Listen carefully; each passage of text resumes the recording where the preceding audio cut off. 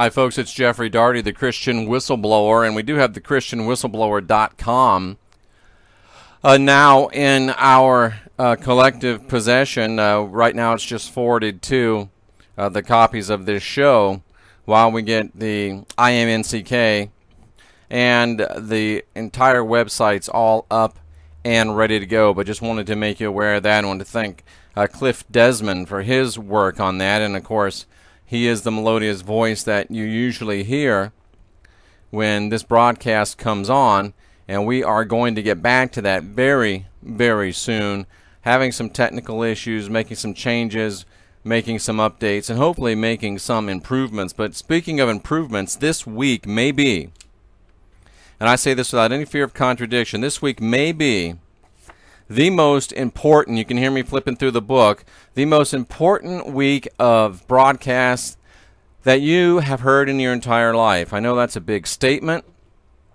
but I make it without fear of contradiction, because we're talking about what is not only the bedrock of Christianity, but what really is the bedrock of Western civilization, and showing you that it's not anything at all like what it is purported to be. And if you have even an inkling of intellectual integrity, you have even a smidgen of scholarly objectivity, the information that you hear this week will force you to, well, I would have to say, drastically reevaluate or reconsider what you have always trusted and believed to be the foundations of your theology and your beliefs on Western civilization. We are studying, and this is probably it this week, out of Apostle Paul Antichrist. It's my book. It's a second edition, 410 pages. Fully annotated, fully footnoted, and available for you to purchase. Just send me an email for the time being at Gotham, as in Batman, LTD at gmail.com, or ncabala@gmail.com, or contact me on Facebook, Jeffrey Daugherty Show, or Jeffrey Daugherty, and you can also get me on Twitter at NC Kabbalah. That's what we were at the beginning, New Covenant Kabbalah. It's evolved and moved and morphed into now where NCK would more correctly stand for New Cosmic Knowledge. And of course, the Christian Whistleblower, blowing up the lies and the deceit and the hidden agenda of big-time Christianity. You won't hear it anywhere else, folks, like you hear it here, and we're here to do it, and we're here to do it as long as it takes to get it done. And we have a lot of things planned, we have a lot of things ready. Of course, the only thing that holds us back is the thing that always holds back stuff like this, and that's, you know, just a little money, but we're working on that as well. So here we go, saddle up. And we heard last week that James was killed at the hand of the Apostle Paul. And I should say the so-called Apostle Paul, because no one called him apostle except for himself. And there's one possible exception where someone else called him an apostle. That's in Revelation chapter 2, and he was called a false apostle. But Paul killed James at his own hand. Luke, who had been Paul's scribe, had had enough, and he fled Paul, went to now Peter, who was ruling, or not ruling, that's the wrong word, who was in charge of, was leading the apostolic church, the original Jesus movement, you know, based in Jerusalem, not the Pauline church, which was based outside Jerusalem. I guess if you had to put a headquarters for Paul's church, you'd probably say Antioch, but at any rate, it was a extra Jerusalem, for a crazy term, type of religion. And interestingly enough, Paul's faith, the religion of Paul, took root not with the people that knew Jesus, but with the people that crucified him. Imagine that. Well, Paul was a Roman. The Romans did crucify Jesus, allegedly, so there you go.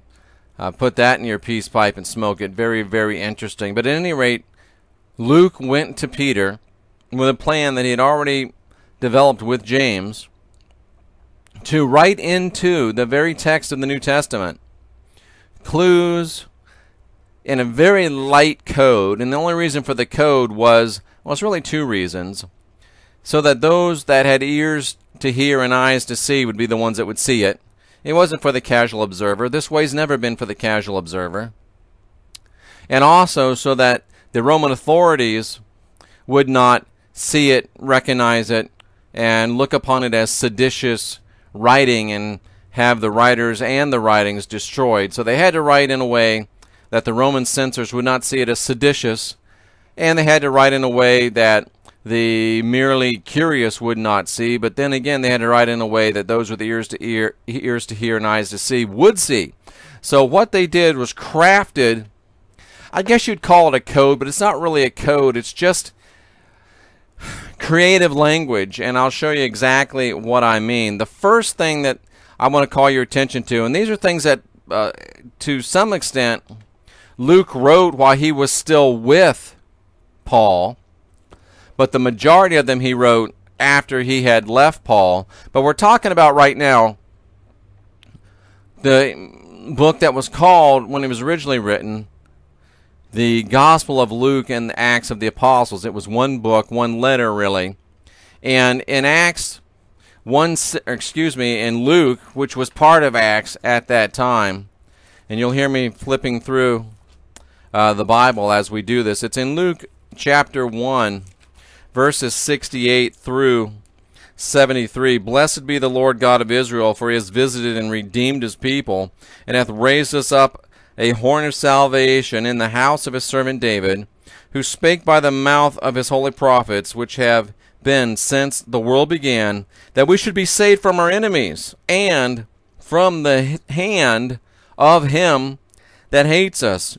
Key in on that we should be saved from our enemies and from the hand of all them that hate us, to perform the mercy promised to our fathers, and to remember the holy covenant, that which was swore to our father Abraham. But the key in there in 71, that we should be saved from our enemies and from the hands of all that hate us. This is really a good example of the type of code, if you will, that Luke wrote in, because what it really does is pique the attention of those that are looking for it, that actually have a true heart. It's like what we looked at last week, where Luke says, deacons don't preach, apostles don't wait on tables, and then just a few verses later, here's a deacon preaching. It's a klaxon, it's a siren saying, take note, something's wrong, look at this. And what was wrong there was Stephen had been created to get this story past the Roman censors and to show that Paul had killed the apostle James. Josephus made that clear in his writings, and there's many other writings as well, Dead Sea Scrolls and other stuff we're going to get to next week or later this week, that show and validate exactly what we're saying. And you'll know it if you are one of those people with eyes to see and ears to hear. So we just read in verse 1 and 71 of the book of Luke that we should be saved from our enemies and from the hands of those that hate us. Now, if you are a student of the Bible, especially if you're a first century student of the Bible, and you know that's to whom these words were essentially written to originally, you're going to be a person that's familiar with the Old Testament, and you're going to be a person that understands and knows how to read and has some inkling of the Old Testament. And when you read that verse, something is going to click in your spirit, something's going to click in your mind, and something's going to say, you know what, that sounds familiar, but it doesn't sound quite right. It's like, deacons don't preach, here's a deacon preaching. You're like, wait a second, that just doesn't make sense. Well, if you go to 2 Samuel chapter 22 and verse number 1, and I love how the Bible just This is good stuff right here. Where do you see this? Luke chapter 1, verse 71, that we should be saved from our enemies and from the hand of all that hate us. Something, that sounds familiar, but it doesn't sound quite right. 2 Samuel chapter 22, verse 1.